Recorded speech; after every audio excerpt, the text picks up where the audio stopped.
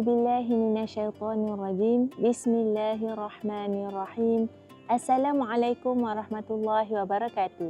Alhamdulillahi wahdah. Wassalatan wassalaman ala man la nabiyya ba'dah. Amma ba'd. Bab ke-11 dalam kitab Katatib Al-Quran fi Tajwid Kalam Ar-Rahman membincangkan hukum berkaitan makharijul huruf. Makhraj huruf, tempat-tempat keluar huruf. Dalam episod-episod yang lepas, kita dah bincang secara terperinci yang dimaksudkan dengan makhraj al-jawfu, al-halqu, al-lisan, al-syafatan dan al-khayshum.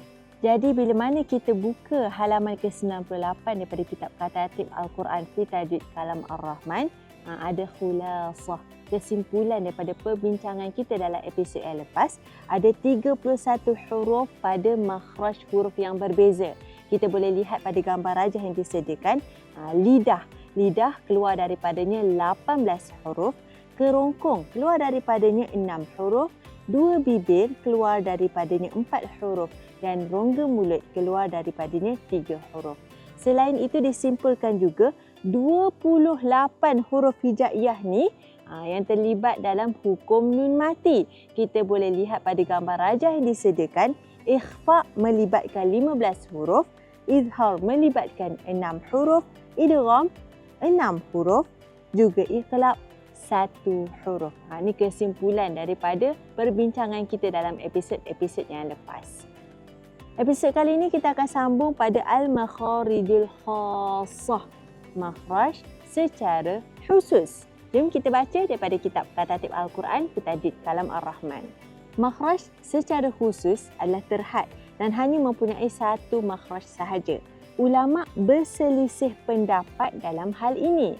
Sebahagian mereka menyebut 17 makhraj yang tertumpu pada 5 makhraj umum seperti yang telah disebutkan. Ini sebahagian pendapat menyatakan begitu. Seperti mana yang kita bincang dalam episod yang lepas, makhraj umum ada 5. Di bawah makhraj umum ni melibatkan 17 makhraj khusus. Mereka yang berpendapat seperti ini adalah mazhab Al-Khalil bin Ahmad. Imam Al-Jazari mengambil pendapat ini dan menjadikan bagi rongga mulut al-jawfu ada 1 makhraj sahaja. Untuk kerongkong ada 3 makhraj. Untuk lidah ada 10 makhraj, 2 bibir 2 makhraj dan rongga hidung 1 makhraj.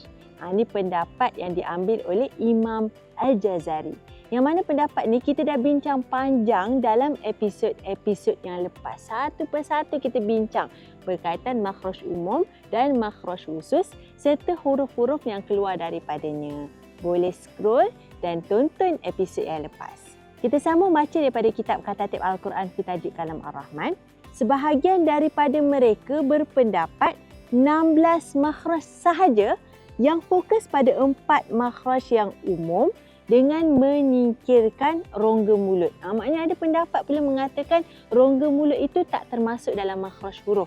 Hanya 16 makhraj sahaja. Makhraj umum melibatkan 4 makhraj sahaja.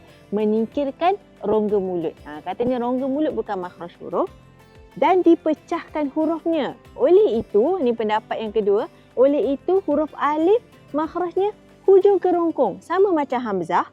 Makhraj ya, mad sama macam ya yang bukan mad, iaitu di tengah lidah, dan makhraj huruf waw mad sama seperti makhraj waw yang bukan mad, iaitu daripada 2 bibir. Mazhab Sibawayh dan pengikutnya serta Imam Syatibi mengambil pendapat ini. Ini pendapat yang berbeza dengan syarahan kita yang sebelum ini. Ada juga yang berpendapat sebenarnya melibatkan 14 makhraj sahaja dengan menyingkirkan rongga mulut dan memecahkan hurufnya seperti mazhab sebelumnya. Kemudian menjadikan makhraj huruf lam, huruf nun dan huruf ra satu makhraj yang sama, iaitu hujung lidah. Kalau kita bincang dalam episod yang lepas, lam, nun dan ra makhrajnya hampir tetapi tetap berbeza. Namun pendapat kali ini menyatakan lam, ra dan nun adalah satu makhraj yang sama, iaitu di hujung lidah. Jadi pendapat ini menyatakan makhraj huruf hanya melibatkan 14 makhraj sahaja. Inilah yang dipegang oleh mazhab Al-Farra' dan pengikutnya.